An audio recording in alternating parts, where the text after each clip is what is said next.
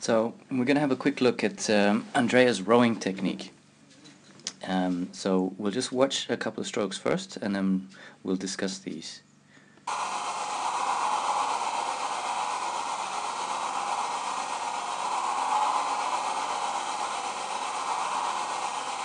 Okay, so just come back to the beginning there.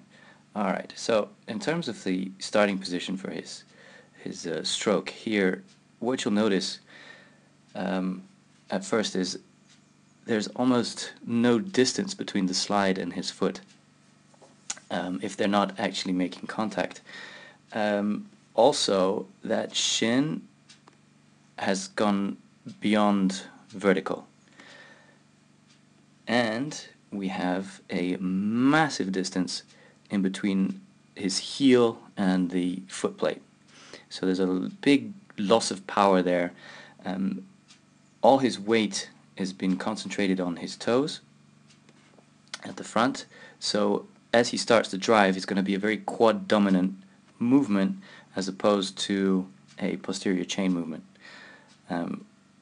Now he starts his stroke, and before we start there, we'll notice that his back angle is here. That back angle should be maintained as he goes through the stroke, and you'll see what's the first thing that happens. The shoulders lean back, and before the hip has started even going anywhere, that back angle has changed. Okay, and it's changed fairly significantly. And so as he pulls back with his shoulders first, that back angle is now even worse, and it keeps going back and back till we arrive at the end position where he started to pull with his arms. You'll see now we have an elbow bend, right? So he should still have straight arms in this position, and in this position his chest should be still with that slight leaning forward angle. Arms should be straight, and then when his legs hit extension, that's when he starts to open his back. And in this case, we have it already very much open, and a more and more significant bend in those arms. Then we touch, and you'll notice that in this position, if you were to stand Andrea up, he'd be almost standing.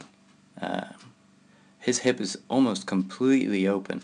Now, the angle at the back of your stroke ought to be an angle where you can comfortably maintain the position, right?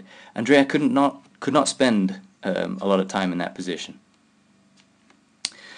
And then we come back, and you'll see he comes back with the hands first. It's great, but it doesn't last. As he gets to about here, you'll see now the chest and the knees start to bend as he comes back forward. Right? So the arms are a little bit slow in getting to the straight position, and furthermore, his torso is not coming all the way back to that straight position, right? So we want to think about arms before shoulders and shoulders before knees. So the arms should go back first, then the shoulders start to come forward, and then the knees start to come forward. Okay, so we've got to work on both that pull and the return. Okay, so the biggest lesson for Andrea would be, in terms of his setup, is to maintain that nice back position that he's got here. That should be the start of his pulling position. Okay, he shouldn't compress any further than that. So he's compressing and he's losing a lot of power in that position there. So that should be his starting position, and then from there he's going to maintain that back position as he pulls, maintaining that back position rather than pulling with his shoulders first, so that he gets to this position here with his hips and his back is still in that position there. Okay, so that's what Andrea needs to work on the most.